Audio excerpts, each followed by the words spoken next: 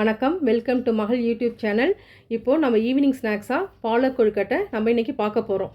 இந்த பாலக்கீரையில் நிறைய vitamins, minerals, iron இருக்கிறதுனால இது பெண்கள், சின்ன குழந்தைங்க முதல் பெரியவர்கள் வரை எல்லோருக்குமே இது ரொம்ப ரொம்ப நல்லது. சரிங்களா? இதை எல்லாருமே எடுத்துக்கலாம். இது கீரையாக சாப்பிட்றதுக்கு எல்லாமே கொஞ்சம் இதாக இருக்கிறதுனால யாருமே விருப்பப்பட மாட்டாங்க. அதை நம்ம ஒரு ஒரு ஸ்நாக்ஸ் மாதிரி செஞ்சு சாப்பிட்டா எல்லாருக்குமே பிடிக்கும். பசங்களுக்கும் ஸ்கூலுக்கு கொடுத்து அனுப்பலாம். அதுக்கு என்னென்னா, ஃபஸ்ட்டு நம்ம கீரையை எடுத்துக்கிறோம். அந்த கீரையை நல்லா இப்போ நான் வாஷ் பண்ணி ஒரு பிளேட் எடுத்துருக்கிறேன். சரிங்களா? அடுத்தது கொழுக்கட்டை மாவு 1 கப் எடுத்திருக்கேன். தேங்காய், எண்ணெய், கடுகு, உளுத்தம்பருப்பு, பெருங்காயம், மிளகு, சீரகம், கல்லுப்பு, இஞ்சி, பச்சை மிளகா, சிறிதளவு தண்ணி, இதையெல்லாம் இப்போ எடுத்துகிட்டு இப்போது இந்த பாலக்கீரையை நம்ம ஒரு மிக்சியில் ட்ரான்ஸ்ஃபர் பண்ணிக்கிறோம். ஃபஸ்ட்டு இந்த மிக்சியில் இப்போ பாலக்கீரையை போட போகிறோம். போட்டுட்டு அதுக்கப்புறம் அதில் பச்சை மிளகா, இஞ்சி, கல்லுப்பு, சீரகம், மிக்சியில் போய் அரைச்சிட்டு வந்துடலாம். இப்போ மிக்சிலேருந்து அரைச்சிட்டு வந்தாச்சு. இதை நம்ம ஒரு பவுலில் ட்ரான்ஸ்ஃபர் பண்ணிக்கிறோம்.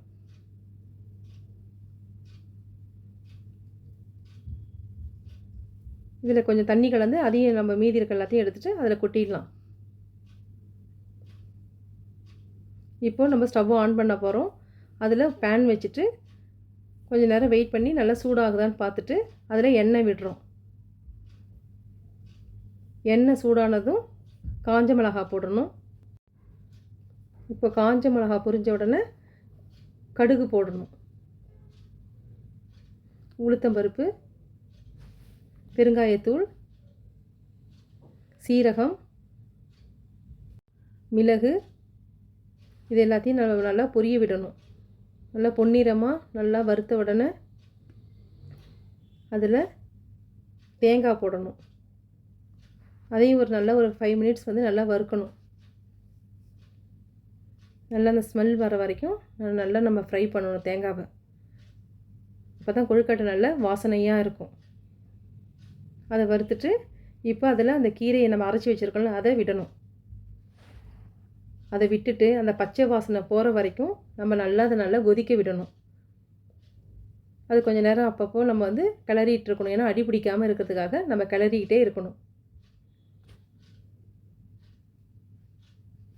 இப்போ நமக்கு ஓரளவு நமக்கு அந்த ஸ்மெல்லாம் போனதுனால அதை கொஞ்சம் ஆற விடணும். மிதமான சூட்டில் அதை அப்படியே வச்சுருக்கணும்.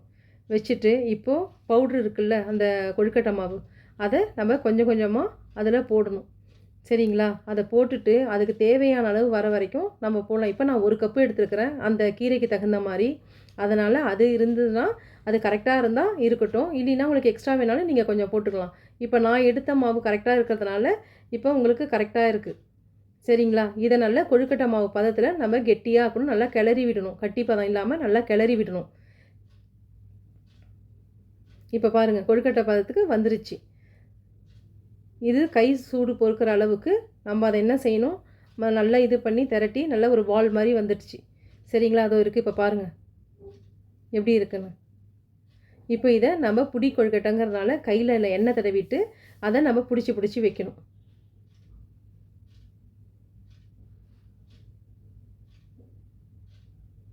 உங்களுக்கு என்ன ஷேப் வேணுமோ அது மாதிரி நீங்கள் வச்சுக்கலாம். குழந்தைங்களுக்கு கொடுக்குறதா இருந்தால் குட்டி குட்டியாக வைக்கலாம். இல்லை கொஞ்சம் ஓரளவு பெருசாக இருக்கனா கொஞ்சம் பெருசாக வச்சு உருட்டு இது பண்ணிக்கலாம், பிடிச்சி வச்சுக்கலாம். என்ன ஷேப் வேணாலும் பிடிச்சி வச்சுக்கலாம். இப்போ வச்சாச்சு. இப்போ இதை எடுத்துகிட்டு போயிட்டு நம்ம ஸ்டவ்வில் போயிட்டு ஒரு பாத்திரத்தில் வச்சு ஸ்டீம் பண்ண போகிறோம். இப்போ அதுக்கு ஸ்டவ்வை ஆன் பண்ணி இட்லி பாத்திரத்தை அதில் வச்சுருக்கோம். அதில் தண்ணி வேண்டுங்கிற அளவு விட்டுட்டு நல்லா கொதிக்க விடணும். அந்த தண்ணி நல்லா தளபல நல்லா கொதிக்கணும்.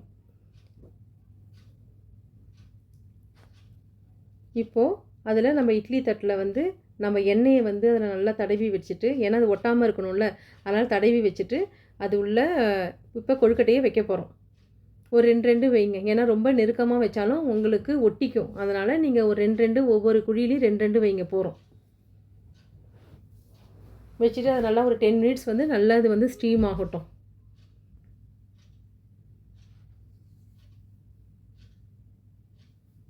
இப்போ இதை மூடி வச்சிடலாம். 10 மினிட்ஸ் வரைக்கும் நல்லா கொதிக்கட்டும். அதுக்கு இடையில் அதுக்கு தொட்டுக்கிறதுக்கு நம்ம ஒரு சட்னி ரெடி பண்ணிடலாம். அது அந்த காலத்தில் கொடக்கல்ல அரைக்கிற மாதிரி இப்போ நம்ம அரைப்போம். அதுக்கு நம்ம ஒரு 5 காஞ்ச மிளகாய் எடுத்துக்கலாம். காஞ்ச மிளகாவை நல்லா அதில் வச்சுட்டு, ஒன்றும் இல்லை, அதில் காஞ்ச மிளகாய், தக்காளி, கல்லுப்பு இவ்வளோ தான் வைக்க போகிறோம். சரிங்களா? இப்போது அதில் காஞ்ச மிளகாய் போட்டு நம்ம அரைக்கலாம். அரைச்சிட்டு இருக்கும்போது அதில் தக்காளியையும் அதில் சேர்த்து அரைக்கணும். அதில் அப்புறம் அந்த கல் உப்பு இருக்குல்ல, அதையும் நம்ம சேர்த்துக்கலாம். நல்லா கொஞ்சம் மையாக அரைக்கணும்.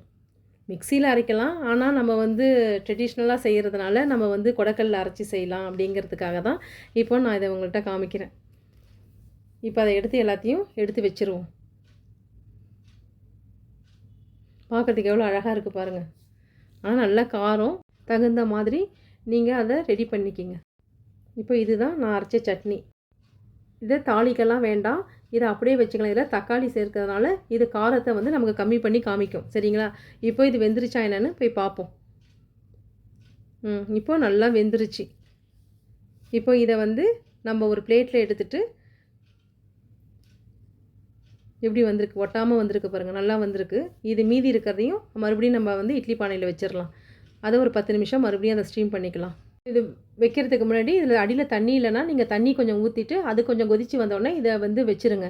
வச்சுட்டு இப்போ மறுபடியும் இதை போட்டு மூடிடலாம். இப்போ இதை ஒரு பிளேட்டுக்கு நம்ம ட்ரான்ஸ்ஃபர் பண்ணுறோம் ப்ரெசன்டேஷனுக்காக.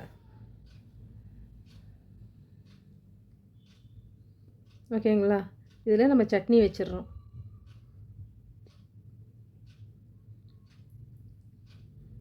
இது என்னுடைய ஸ்டைலில் நான் பாலக்கொழுக்கட்டை செஞ்சுருக்கேன்.